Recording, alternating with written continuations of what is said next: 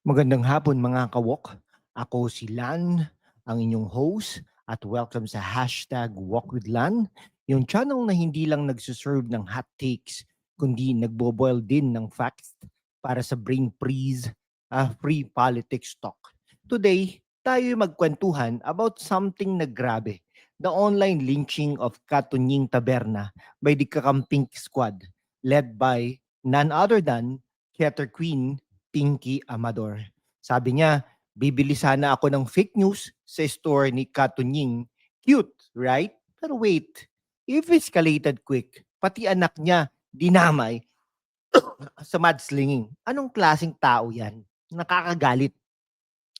Mga kabataan out there, kung ikaw yung Gen Z or millennial na nahihirapan sa toxic Twitter, oops, X, wars, this one's for you. We will dissect it like a Deo Macalma episode. Critical analysis, storytelling, na parang teleserye, puno ng humor para hindi ka ma-snooze at facts na hindi bias. No flap, just real talk on why this shade isn't just petty. It's a symptom ng deeper political rot sa Pilipinas. Ready? Let's dive in. Hit that like button if you are Team Truth and subscribe para sa more bilingual breakdowns. Game.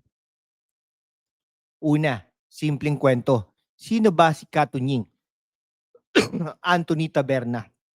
Yung broadcaster na parang yung tito mo na hindi natatakot magsalita laban sa katiwalian.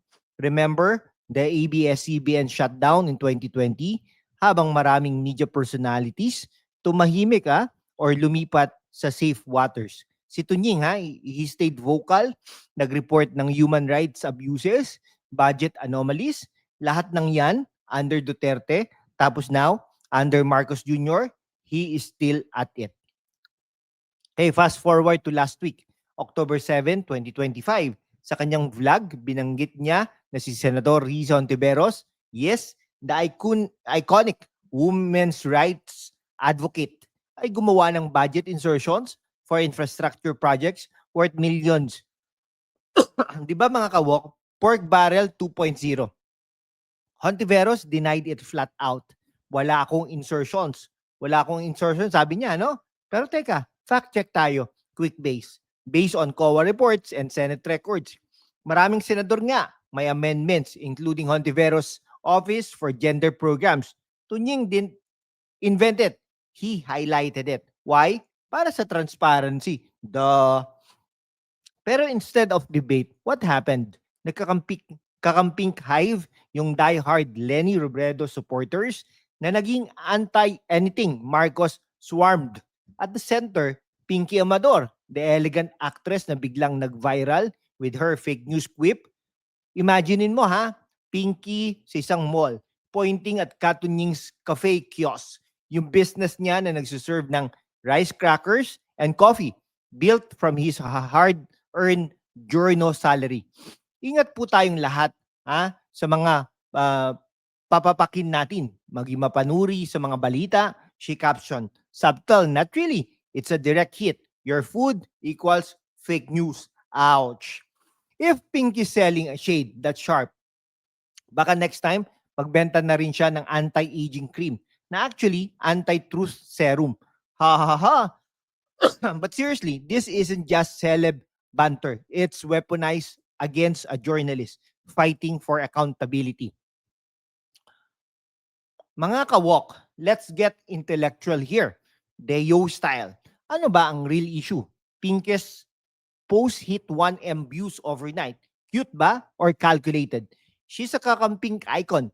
Pro Lenny, anti-DDS, Marcos. Si Taberna naman, he's independent, pero lately critical ng opposition plays like budget pork. By calling his biz fake news, it's not just ad hominem. It's economic sabotage. Yung cafe na nagpapakain sa kanyang pamilya, biglang boycotted online. Branches closing, check reports. Say, isa-isa na, no? Sabi, 22 daw, hindi po natin alam. In politics, food metaphors are gold. Don't swallow fake news. Pero Pinky, kung yan ang laban mo, bakit hindi mo i-address yung actual insertions? Instead, personal attack.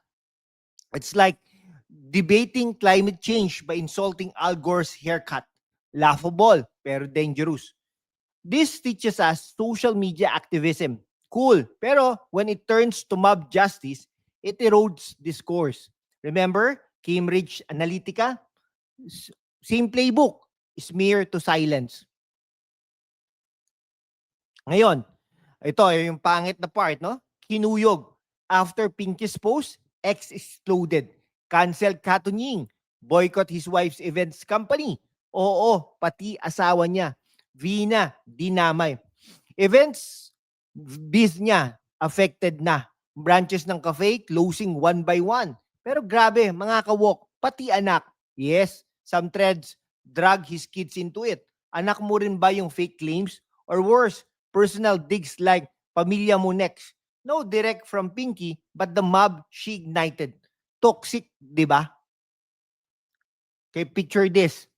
Katunying, tapos ng shift, checking phone instead of rest, death threats, family photos, shared mockingly.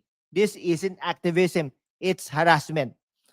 Under RA 10175, cybercrime law, doxing family equals illegal.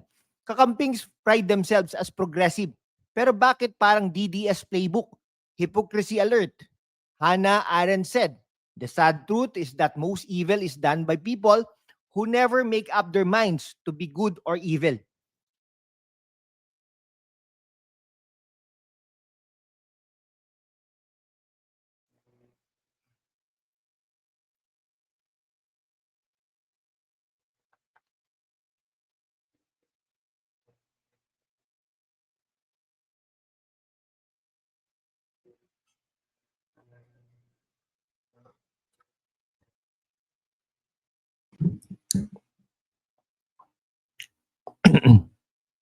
Okay, mga kaibigan, here good intention justify bullying.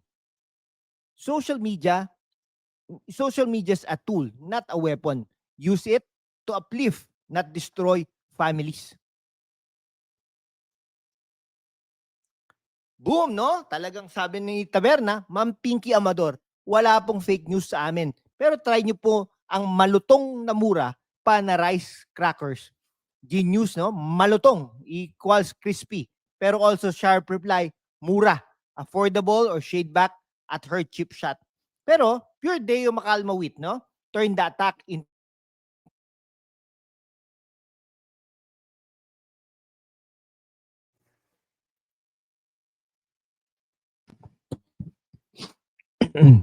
he invited her to try the food, turning boycott into promo. Sales up 20%. Post dash reply per reports. Her move. If this were a teleserye, Tabernas, the underdog, kontrabida, who wins with one-liner. Okay, zoom out tayo mga kawok. This isn't isolated. Tabernas been in hot water before. Indoors, stronghold insurance years ago. Now linked to shady DPWH contractors. Fair, maybe prove it. But why the mob now? Because his Ontiveros call out threatens the opposition narrative. We are clean. Ayun po ang sabi nila. 2025 budget has 200 billion pesos in insertions across parties, bipartisan pork. Why single out Tunying? Because he's accessible, his biz, his family. In Philippine politics, journalists like him are the watchdogs. But Kakamping's post-2022 elections shifted from hope. Lenny's pink wave to hate. It's tribalism 101. Us versus them. Read Howard Zinn. Histories written by winners, but truth by the persistent. Support indie media. Question all sides. No sacred cows. What's your take on budget pork? Drop in comment section. Sa huli, mga kaibigan, simpleng kwento lang. Si Katunying, hindi siya victim. Siya yung fighter na kailangan natin. Pinky, talented, pero that shade. Miss Kakampings, passionate, pero check yung toxicity. For you, young Pinoys, engage politics with brains, not mobs. Be witty, be fact-based, be kind. Thanks for watching couple of minutes of real talk. If this fired you up, smash like button, share, and join the membership for exclusive Q&A. Mga kababayan, sa gitna ng kasunungalingan ay talagang ang katotohanan po ang unang sinisikil. Pero pagkasama kayo, maninindigan po tayo ng tama at itutuloy po natin ang laban. See you next time mga kaibigan. Stay woke, stay true, at mabuhay ang Pilipinas.